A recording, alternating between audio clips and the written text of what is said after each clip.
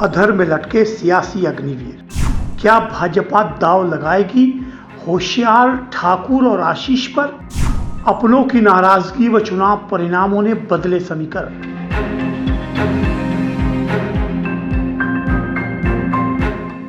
नमस्कार, आप सभी का स्वागत है। आप देख रहे हैं समाचार फास्ट टू द पॉइंट। इन दिनों हर जगह मुद्दा छाया हुआ है अग्निवीर।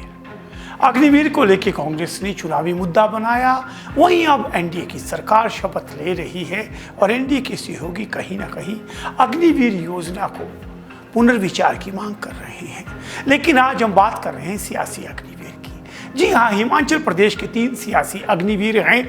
उनका राजनीतिक भविष्य दांव पर लगा हुआ है। जिस तरह आप लोग जानते हैं कि हिमाचल प्रदेश में कांग्रेस सरकार में एक बगावत हुई, जिसमें कांग्रेस के 6 विधायकों ने राज्यसभा में क्रॉस वोटिंग करके कांग्रेस के विधायक को ही हरा दिया। उसके बाद उन सभी ने कांग्रेस पार्टी को अलविदा कह करके भाजपा का दामन थाम लिया। उपचुनाव हुआ, 6 में 4 लोग जो है वो हार गए, उनका सियासी सफर थम गया, जबकि 2 लोग जो हैं वो अब विधानसभा में नजर आएंगे। ये तो थी 6 की बात, लेकिन हम जिन सियासी अग्निवीरों की बात कर रहे हैं वह 3 आजाद उम्मीदवार। हिमाचल प्रदेश की विधानसभा में 3 लोग आजाद उम्मीदवार के रूप में लोगों ने विधानसभा में भेजे थे। उन्होंने कांग्रेस पर भरोसा जताया था और ना ही भाजपा पर भरोसा जताया था। हमीरपुर से उन्होंने आशीष शर्मा को भारी मतों से जिताया था, जबकि होशियार सिंह को लगातार दूसरी बार आजाद विधायक होते हुए भी देरा की जनता ने मौका दिया था। नालागढ़ की जनता ने भी केएल ठाकुर का साथ दिया था और उन्हें विधानसभा में पहुंचाया था। अचानक सत्ता की सियासत में ऐसा हुआ कि 6 कांग्रेस के विधायकों के साथ साथ इन 3 आजाद विधायकों ने भी बगावत कर दी। बगावत भी किससे की? बगावत भी खुद से की और खुद सियासी अग्निवीर बन करके इस्तीफा दे दिया। उनका इस्तीफा लगभग 2 माह तक लटका रहा और अब चुनाव जब खत्म हुए, परिणाम आने से 1 दिन पहले उनका इस्तीफा मंजूर किया गया है। उन लोगों ने विधिवत रूप से भाजपा में अपने आप को शामिल करवा लिया है। अब वो कमल के यानी भाजपा के चुनाव चिन्ह पर चुनाव लड़ेंगे। हालांकि भाजपा ने जब 6 जो विधायक थे कांग्रेस के, जो बागी होकर के भाजपा में आए थे, उन्हें टिकट दे दिया था और उसी के साथ उन्होंने घोषणा कर दी थी ये 3 लोग भी जो निर्दलीय हैं, इन्हें भी भाजपा के टिकट पर ही चुनाव लड़ाया जाएगा। तो ये तय था, ये पूरे के पूरे 9 लोग जो है वो भाजपा के टिकट पर चुनावी मैदान में उतरेंगे। लेकिन परिणाम आने के बाद अब पूरी की पूरी सियासत जो है वो बदल गई है, क्योंकि भाजपा ने एक प्रयोग किया।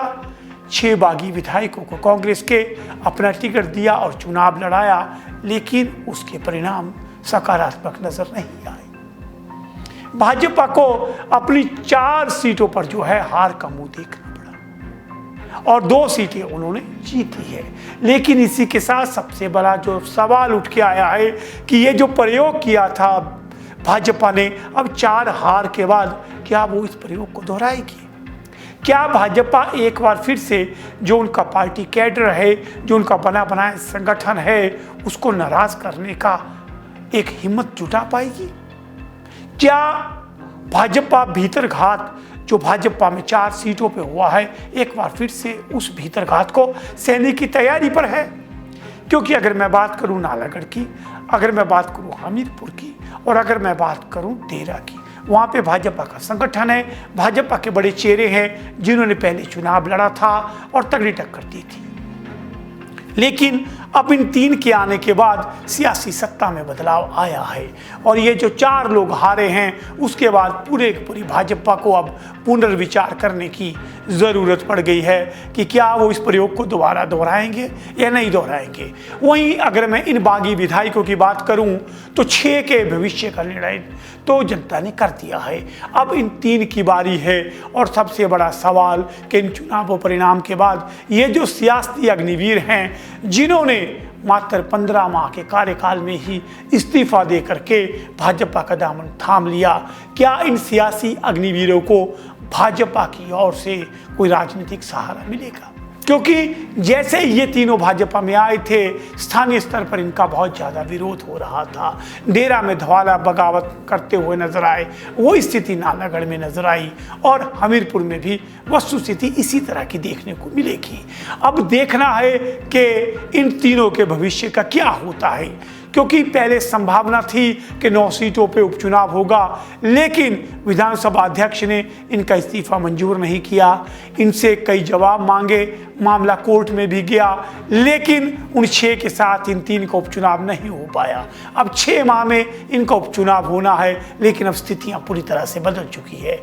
नंबर 1, सुखविंदर सिंह सुक्खू की सरकार इतनी मजबूत हो चुकी है कि इन 3 परिणामों का उन्हें कोई असर नहीं पड़ता है, क्योंकि सुक्खू के पास वर्तमान समय में 38 विधायक है और भाजपा के पास 27 विधायक है। इन 3 को जोड़कर भी वो 30 पर पहुंचते हैं। सुखविंदर सिंह सुक्खू की सरकार को कोई खतरा नहीं होता। इसलिए इस चुनाव में जनता किस तरफ जाएगी, ये सोचने वाली बात होगी।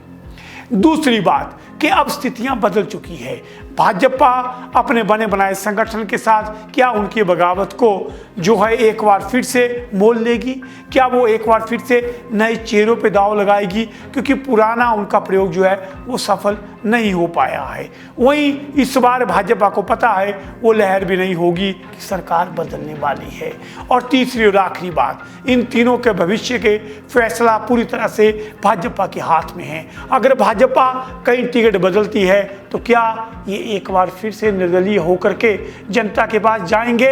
ये सब सवाल हैं, लेकिन निश्चित तय है कि फौज में भले ही 4 साल की नौकरी हो, लेकिन जनता ने जिनको 5 साल के लिए सेवा के लिए चुना था, उन सियासी अग्निवीरों ने मात्र 14 माह में इस्तीफा दे करके भाजपा का दामन थामा है। अब कुछ बड़ा होने वाला है। इंतज़ार है हमें और आपको कि कब उपचुनाव घोषित होंगे और देखते हैं कि वाकई भाजपा की ओर से ये तीनों चेहरे होशियार सिंह, आशीष शर्मा और KL ठाकुर क्या कमल के फूल पर चुनाव लड़ते हुए नजर आएंगे।